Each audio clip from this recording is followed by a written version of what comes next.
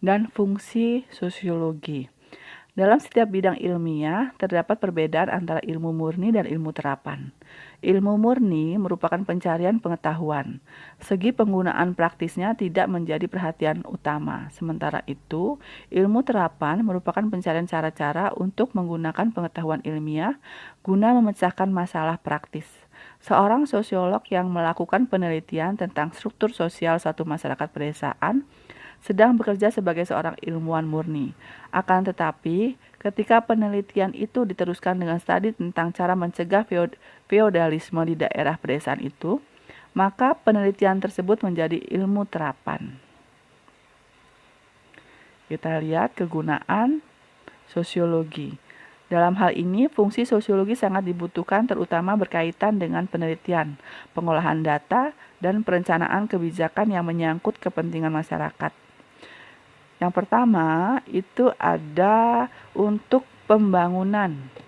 Sosiologi berfungsi untuk memberikan data sosial yang diperlukan pada tahap perencanaan, pelaksanaan, maupun penilaian pembangunan. Pada tahap perencanaan, hal yang harus diperhatikan adalah kebutuhan sosial. Pada tahap pelaksanaan, hal yang harus dilihat adalah kekuatan sosial masyarakat serta proses perubahan sosial. Sementara itu, pada tahap penilaian, hal yang harus dilakukan adalah analisis terhadap dampak sosial pembangunan. Selanjutnya ada untuk penelitian. Dalam penelitian akan diperoleh suatu rencana penyelesaian masalah sosial yang baik. Di negara yang sedang berkembang, peran sosiolog sangat dibutuhkan. Dari data yang dihasilkan dari penelitian sosiologis, para pengambil keputusan dapat menyusun rencana penyelesaian suatu masalah sosial. Contohnya adalah cara untuk mencegah kenakalan remaja atau mengatasi masalah pengangguran. Kita lihat peran.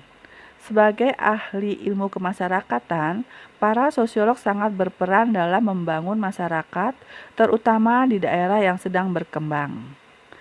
Yang pertama, peran sosiologi itu adalah sosiologi sebagai ahli riset.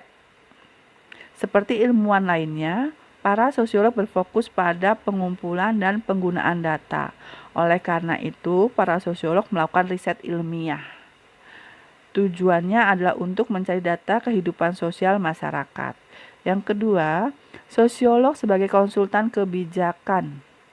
Prediksi sosiologi dapat membantu memperkirakan pengaruh kebijakan sosial yang mungkin terjadi. Setiap kebijakan adalah suatu prediksi. Artinya, kebijakan diambil dengan harapan menghasilkan pengaruh atau dampak yang diinginkan. Selanjutnya ada sosiolog sebagai praktisi. Beberapa sosiolog terlibat dalam perencanaan dan pelaksanaan kegiatan masyarakat.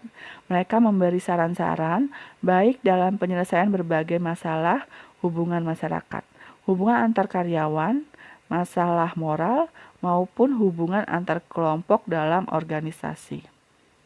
Yang keempat, sosiolog sebagai guru atau pendidik. Mengajar merupakan salah satu kegiatan yang dapat digeluti oleh seorang sosiolog.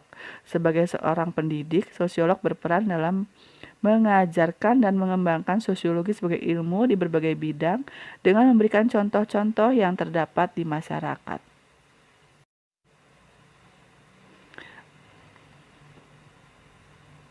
Sekian materi kita pada hari ini. Semoga bermanfaat.